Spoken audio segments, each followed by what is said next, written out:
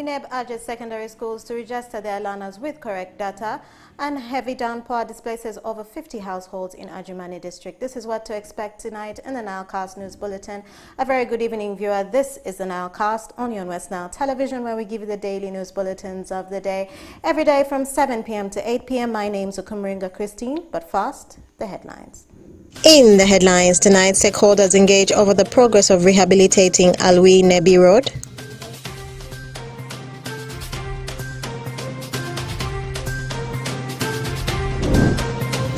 Heavy downpour displaces over 50 households in Adjumani district.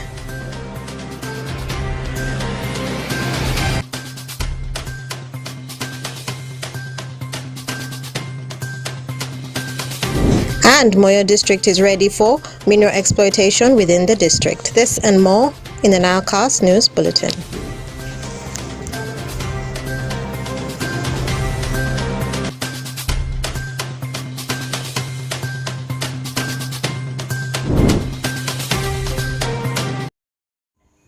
It's the 24th of April 2024. You're most welcome to the NILEcast on your West Nile Television. Now let us dive into some of the stories of the evening. During the training of teachers on the UNEB e-registration at Moyo Secondary School in Moyo District, secondary schools within Madi West Nile have been urged not to use wrong data for registering their learners so as to avoid cases of the learners facing challenges in their next level of education.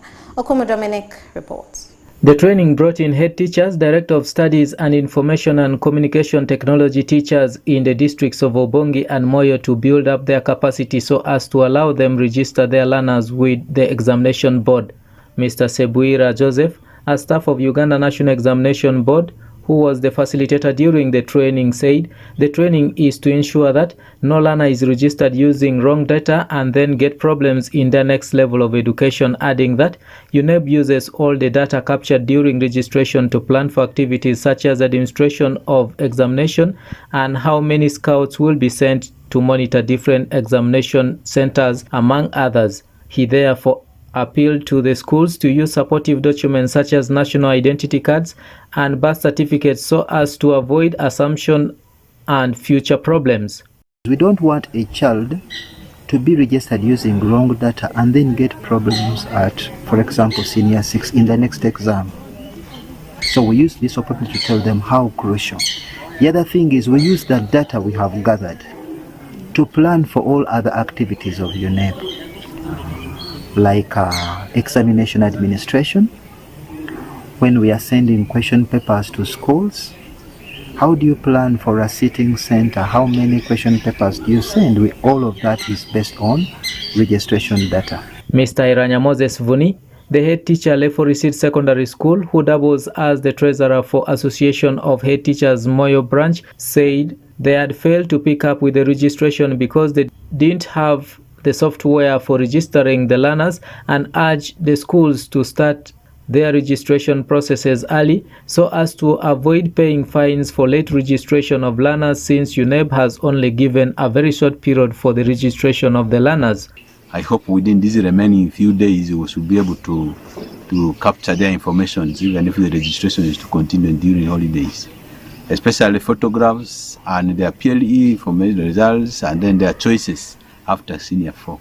I think this is very, very beautiful. That's how important this training today is. Mr. Munyasa Richard, a teacher at Moyo Secondary School, expressed his disappointment to UNEB for delaying to send in the circulars to schools late, saying this will affect the effective registration of the learners, and request UNEB to consider extending the deadline for registration of learners to at least up to the end of June, saying the current registration deadline is too near and this may affect most of the schools. The circular for registration was posted on 16th of this month, that's April. And now the training is being done on 22nd of this month. So the circular for registration has been backdated, which really inconveniences schools who are clients of UNEB. Therefore, we really humbly request UNEB to adjust the deadline, extending it up to 30th of June as compared to as previously, like for last year, so that the schools are not inconvenienced. Mr. Dramani Sande, the Director of Studies, St. Andrews College, Moyo, said the new software has new components which caters for the continuous assessment, adding that more is yet to come, and this is going to help most of the teachers, especially in the registration process. Basing on the new lower secondary curriculum, it is very important because it has new components. The software has new components that caters for the continuous assessment project work, of which we got information, and more is yet to come, especially with the new curriculum. The Uganda National Examinations Board UNEB updates its softwares for registration every year, as expected by the policy, which always requires schools to be trained on the use of these softwares for registering their learners, and this explains the reason the training was conducted for the secondary schools within the sub-region. According to the UNEB circular, the last date for registering learners will be on the 31st of May 2024. Any registration later than 31st of May will attract fines for late registration. Each learner is expected to pay a registration fee of 164,000 shillings for those sitting for Uganda Certificate of Education examinations. I'm Dominic Anthony Okumo for West Nile TV, Nilecast. 50 households near River Zoka and Nyama village, 50 households near River Zoka and Nyama in Sinyanya village and Rubabini village have been left homeless by the heavy floods, which have destroyed food crops, animals, and leaving residents stranded. Onzima Alan reports. Nearly 50 households near River Zoka and Nyama in Sinyanya and Rubabini village in Ajumani district are said to be homeless after the rivers burst their banks, which caused destruction of food crops, animals, leaving the residents stranded. This was revealed during a joint inspection by the disaster committees of Ajumani district and Obongi respectively, who called for immediate relocation of the victims. Kalisumu Faida, a resident of Sinyanya village, Okusejoni sub-county, Ajumani district, one of the victims, appeals for government intervention, saying their gardens have been submerged by the floods. Mr. Data Peter Taban, the resident district commissioner, Ajumani district, said the heavy downpour has destroyed the newly constructed road and calls for diversion of the river. Mr. Data Peter Taban also cautions people against using the road since it is still risky. Indeed, UNRWA just worked on this road some few months ago. We opened in March. But it seems the works are not going to survive because of the waters. Our advice is we've called the director. If there would be an opportunity, Zoka river needs to be silted up in order to pass the water direct to the river rather than going through the main road, because we will continue working on this road with no effect. The second thing is I want to caution and call upon the drivers and the pedestrians who are still trying to try this route to be extra careful. Otherwise, we're not sure of what is going to happen. Mr. Samuel Pimbaza Hashaka, the resident district commissioner of Bongi, advised people who live near the river points to protect their children from the floods since it is still dangerous. He, however, said as leaders, they are working hard so that the affected persons can be transferred to a safer place. And we're also advising the people who are settled here. You can see how they are moving. It is so dangerous for them. And you can now see at a distance you have children. And the water levels for the adults is at knee level. So if it is at knee level and you have that baby you are seeing there, and those young children, it means they can easily be taken. You saw the women trying to cross from their homes there.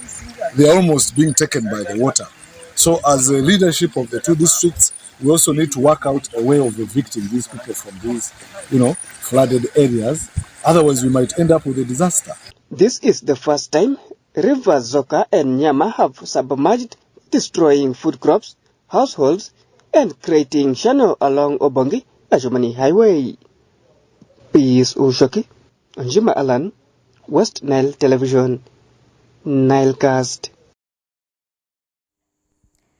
Leaders in Moyo district have agreed to open their doors for anyone who wants to explore minerals in the district, stating that the interested party should follow the correct formal processes and procedures, including protecting the customary landowners of such places where exploration will take place.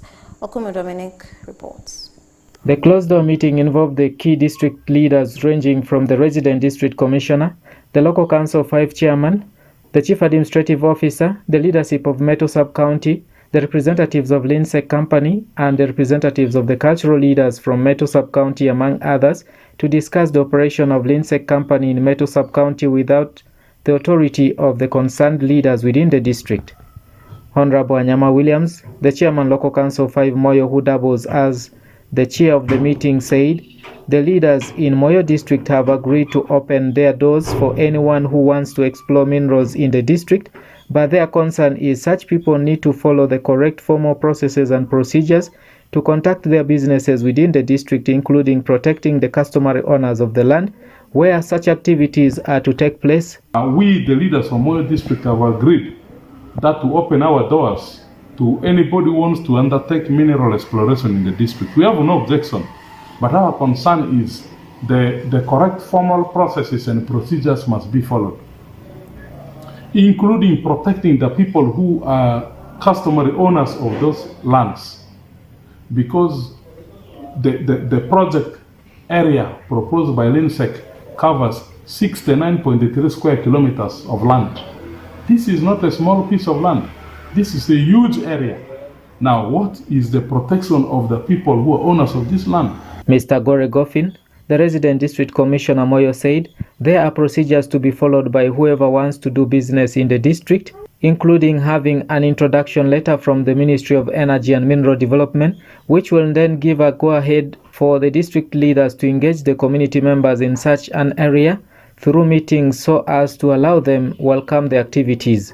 He therefore urged the public to be calm as they wait on the district leaders to handle the issue at hand. We shall therefore from there carry on meetings with the communities so that we streamline issues of the interest on the mineral resources that are available in Moyo district, and also to ensure that the exploration, the prospecting is done within the laws of Uganda. I want to ask all the people in Moyo district to remain calm. The matter is now being handled using the existing laws, and we shall surely reach a point when the minerals will be exploited using the right procedures so that we all benefit from them. Honorable Asusi J. Bissam, the district councillor representing Meto sub-county, who also doubles as the secretary for finance, administration and production, said when Linsec first came in Meto sub-county around December last year, they were allowed by the locals to take samples of the minerals, but since then, the company had been silent about the samples they have taken, claiming they did not find the minerals they wanted. But to the surprise of the community members, the same company has brought machines and have stationed it at the same location which they earlier claimed had no minerals. They were given 2 weeks to take the samples. Since that time, they came, they are unable to give us results of what they took, claiming that they failed to get gold. And to our dismay, these people came and also brought machine. As they stock, there is machine on the ground.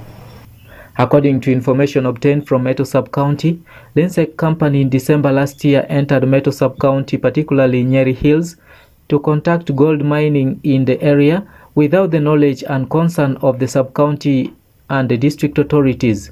This made the sub-county authorities to get concerned and contact the district leadership on the matter, which the district leadership took up and called 2 separate meetings to resolve the matter, with the first meeting held in January this year and the second meeting held in March, where the company was allowed to take samples of the minerals and report back to the district with the required documents from the Ministry of Energy and Mineral Development permitting them to carry on the mineral exploration, which the company failed to present to the district leadership. It's from this background that the district stakeholders decided to call the third meeting, which resolved that Linsec company leaves the district with immediate effect, but if they are to come back, they must follow the right procedure of getting clearance from the Ministry of Energy and Mineral Development and approach the relevant offices within the district before they get to conduct their exploration exercise. I'm Dominic Anthony Okumu for West Nile TV, Nilecast.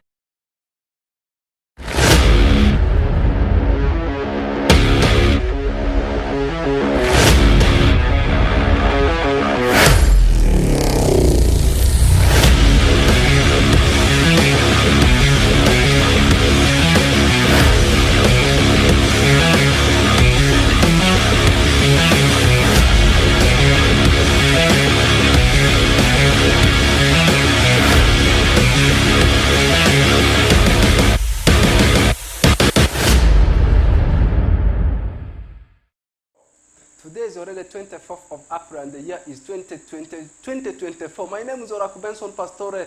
The season is getting closer with interesting scorelines. I know so many fans of Arsenal right now, they are smiling, and also Chelsea fans, I don't know what's happened to them, but I can confirm to you, not only in English Premier League, all over the world, in the world of soccer, or in the world of sports, so many stories are happening in. And let's start with what is happening in Star Times Uganda Premier League. Yesterday, there was a huge game between the Venoms Vipers as they did tussle it out with the team of Maroons. I can confirm to you, everyone thought that Vipers was going to beat Maroons, but they had to share the spoil at the end after the normal time ending in a draw. As I speak right now, a game is going on between Bull and the team of NEC FC. This game is taking place at Philip Omondi Stadium, the home ground for NEC. They share the same pitch with the team of KCA. Right now the game is going on, and before that there was a game between Airtel Sitara and the team of Express. We saw Airtel Sitara beating the team of Express by 2-1, and the win they have picked against Express earlier the day has moved them on top of the log with something of around 47 points. That means right now the team which is leading the table, as I had said earlier on, is Sitara with 47, followed by Vipers after yesterday's draw. They are at number 2 with 46 points. Meanwhile, the team which is sitting at number 3 is Bull. They are sitting with 46 points at number 3. A win for them against NEC will see them moving on top of the log. And the team which completes the top 4 is the team of Sports Club Villa with something of around 42 points. These 4 teams, they are looking forward to see that they win the title. We are waiting to see, we are watching the space closely to see which team will win the title at the end of the season. You look at these teams, the team of Chitara has already played 25 games, Vipers, they have played 24 games, the same game number played by Bull, also 24,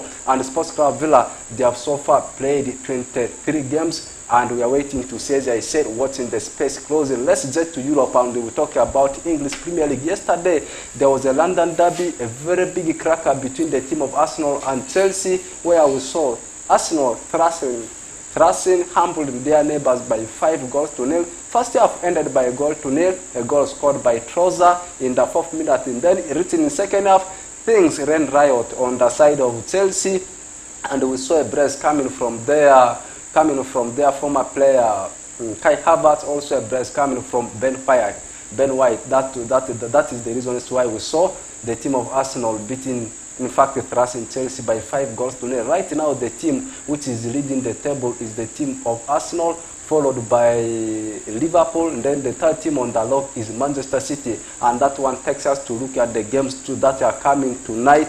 Wolves will be taking on Bournemouth, and this game will be taking place at the Moliniac Stadium. Then Crystal Palace will be maintaining Selhurst Park as they welcome Newcastle, and there will be a Merseyside game between Liverpool and the team of Everton. They are traveling away to Goodson Park. This game is not taking place at Anfield. Then come tomorrow, there will be a very big cracker between Brighton and Hove Albion and the team of Manchester City. This game will be taking place not at Etihad, but it will be taking place at Brighton and Hove Albion. Before we take a look at 1 or 2 stories in the world of transfer or as gossip, let's first take a look at what is happening in the second tier of English football. I'm talking about Championship. Yesterday, there was a game between the team of Leicester City and Southampton. The same scoreline Arsenal registered over Chelsea yesterday night was the same scoreline Fox has put over Saints. I mean, Leicester also humbling Southampton by 5-0. The win they have picked has move them on top of the log with something of around 94 points.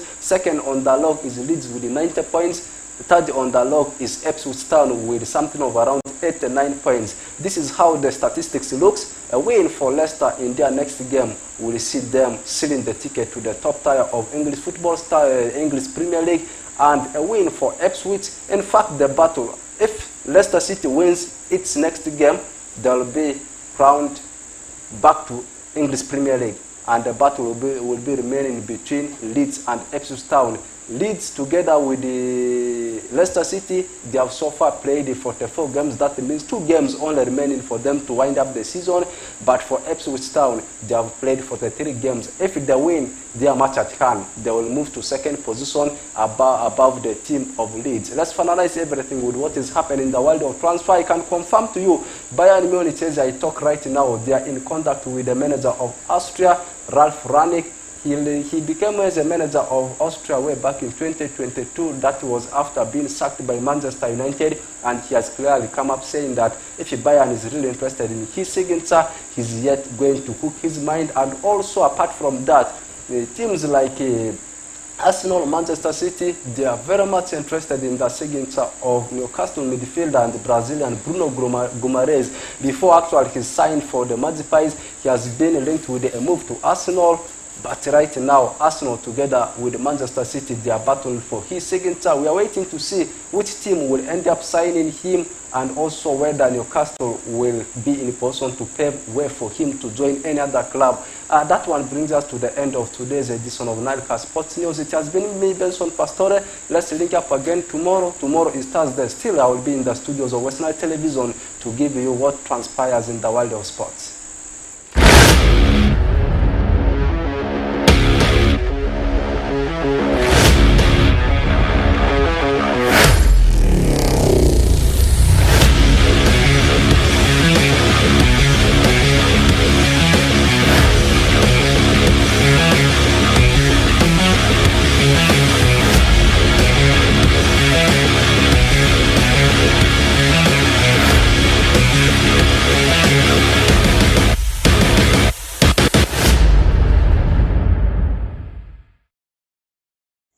Thank you, Ralph Benson Pastore, for the sports highlights. And that, via, is the end of the Nilecast only on West Nile Television.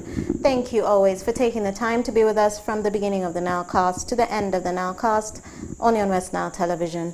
Please stay tuned to the rest of the subsequent programs that may follow.